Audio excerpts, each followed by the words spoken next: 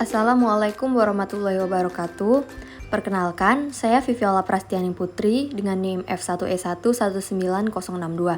Di sini saya akan menjelaskan mengenai manajemen e-supply chain. Pengertian e-supply chain. Nah, pertama-tama kita harus mengetahui dulu apa itu supply chain. Jadi, supply chain management merupakan suatu sistem yang memiliki fungsi untuk memantau aliran bahan baku hingga produk jadi yang sampai ke tangan konsumen dengan sempurna. Nah, setelah itu, dengan adanya internet atau semakin berkembangnya teknologi, mendorong suatu perusahaan untuk mengimplementasikan supply chain secara elektronik melalui internet yang biasa kita kenal dengan Electronic Supply Chain Management atau ESCM. E-supply chain management merupakan suatu konsep manajemen di mana perusahaan berusaha memanfaatkan teknologi internet untuk mengintegrasikan seluruh mitra kerja perusahaan, terutama yang berhubungan dengan sistem pemasok bahan-bahan atau sumber daya yang dibutuhkan perusahaan. Pada era sekarang ini, di mana pihak-pihak yang terlibat dalam supply chain memiliki akses yang memadai ke jaringan internet, maka penerapan ESCM menjadi mungkin untuk dilakukan dalam rangka mengelola informasi yang terjadi. Dengan adanya ESCM, arus informasi antara perusahaan dengan pemasok dan distributor akan lebih cepat karena internet dapat dengan mudah diakses kapan saja saat dibutuhkan. Next, ke manfaat penerapan ESCM. ESCM digunakan untuk menentukan langkah dan strategi supply chain perusahaan, yaitu dapat mengurangi biaya yang tidak diperlukan dalam rantai pasok. Poin penting dalam ESCM ini adalah untuk menghemat waktu dalam proses distribusi produk dan mengontrol turnover proses supply demand di sepanjang rantai pasok. Untuk poin dari manfaat penerapan ESCM adalah 1. Mengurangi biaya transaksi sebesar 90%. 2. Menurunkan biaya pembelian barang dan pelayanan sebesar 2-6%. 3. Membantu mengurangi biaya dan memperbaiki performance dengan memperkuat kebijakan procurement dalam desain produk dan SCM. 4. Melalui perbaikan kualitas informasi, accessibility, dan waktu ESCM, membantu perusahaan-perusahaan dalam supply chain lebih transparan untuk mencapai tujuan bersama, atau long-term partnership. Selanjutnya ada pembahasan singkat mengenai kesiapan perusahaan. Dalam menentukan kesiapan perusahaan, untuk menerapkan ESCM terdapat 5 tahap penting yang harus dipenuhi. Di antaranya 1.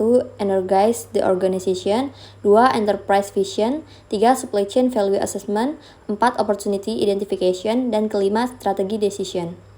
Selanjutnya, saya akan menjelaskan mengenai aliran penting di dalam e-supply chain.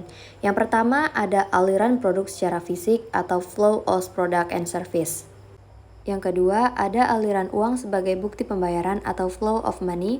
Dan yang terakhir ada aliran informasi yang berkaitan dengan aktivitas jual beli atau flow of document.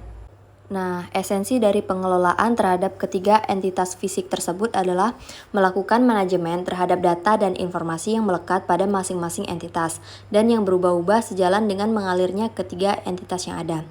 Karena ketiga entitas tersebut berasal dari posisi hulu menuju hilir rantai pasokan, yang mungkin keduanya berada di luar perusahaan terkait, maka manajemen data dan informasi yang ada harus saling berhubungan dan terintegrasi dengan baik. Berbagai perusahaan yang berada dalam rangkaian proses tersebut harus saling berkolaborasi dengan menghubungkan sistem informasi masing-masing, sehingga terciptalah sistem informasi korporat yang terpadu dan terintegrasi dengan baik. Yang dimaksud dengan sistem informasi terpadu di sini adalah sebuah sistem yang terdiri dari berbagai komponen data, aplikasi, dan teknologi yang saling berkaitan untuk mendukung kebutuhan informasi perusahaan. Lanjut, aspek yang perlu dipersiapkan oleh perusahaan. Terdapat 5 aspek yang perlu dipersiapkan oleh perusahaan. 1. Consumer management. Tugas utamanya adalah mengelola hubungan perusahaan dengan konsumen dan calon konsumen. Bagi konsumen baru biasanya disediakan fasilitas pendaftaran yang cepat dan mudah. Yang kedua ada katalog management, yang fungsinya adalah memusatkan diri pada produk atau jasa yang ditawarkan oleh perusahaan. Calon konsumen atau pelanggan di dunia maya harus memiliki fasilitas untuk mengetahui produk-produk atau jasa-jasa yang ditawarkan oleh sebuah perusahaan. Tujuan dari katalog manajemen ini adalah menyediakan segenap informasi yang dibutuhkan calon konsumen atau pelanggan terhadap berbagai produk dan jasa yang ditawarkan perusahaan. Yang ketiga ada order management. Setelah konsumen dapat berinteraksi dengan perusahaan dan mengenali beragam produk dan jasa yang ditawarkan, maka tibalah saatnya untuk melakukan pemesanan atau order. Dua aliran kegiatan yang harus dicermati yaitu aliran informasi dan aliran keuangan. Transaksi jual beli di dalam dunia maya pun memerlukan dokumentasi sebagai prasyarat terjadinya interaksi yang sah secara hukum. Yang keempat ada delivery management, yaitu pengiriman produk yang dibeli ke pihak konsumen. Barang digital, pengiriman dapat dilakukan lewat email, download, FTP, dan sebagainya. Sedangkan barang berbentuk fisik dibutuhkan aktivitas pengiriman produk oleh kurir. Informasi yang diperlukan adalah tanggal produk diambil, kurir yang dipercayakan untuk pengiriman produk, tipe pengemasan atau packaging, durasi pengiriman, dan sebagainya. Dan yang kelima ada inventory management. Berdasarkan order management dan delivery management, perusahaan harus mengatur pengambilannya di gudang. Inventory management harus dibangun sedemikian rupa sehingga dapat membantu perusahaan dalam proses pemenuhan target kontrak jual beli yang telah dibuat. Selanjutnya saya akan menjelaskan bagan manajemen logistik. Penerapan bagan manajemen logistik ini saya ambil dari perusahaan Gulaku. Tahapan pertama adalah supplier. Supplier atau pemasok adalah pihak yang menyediakan bahan baku untuk diolah menjadi produk jadi. Pada perusahaan Gulaku, bahan yang dibutuhkan adalah tebu, plastik kemasan, dan kemasan kardus. Selanjutnya masuk ke tahap manufacture. Manufacture di sini adalah perusahaan atau organisasi yang merancang dan memproduksi produk gula sesuai dengan spesifikasi yang ditentukan. Di sini terdapat pegawai yang mengawasi mesin maupun penjahit langsung untuk pembuatan gula. Produk yang diproduksi kemudian akan dijual ke perusahaan pembeli. Sebelum didistribusikan, produk disimpan terlebih dahulu ke dalam warehouse.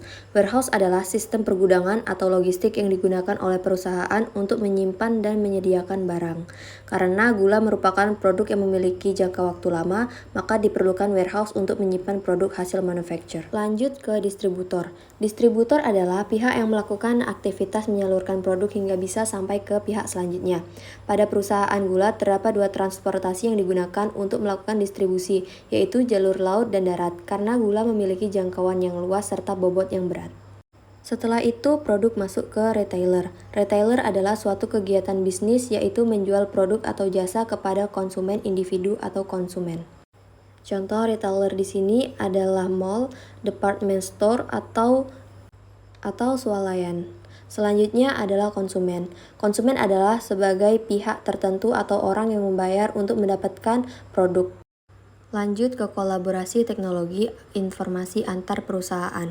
Sistem antar organisasi atau IOS terbentuk jika dua atau lebih perusahaan bekerja sama dalam pemakaian teknologi informasi.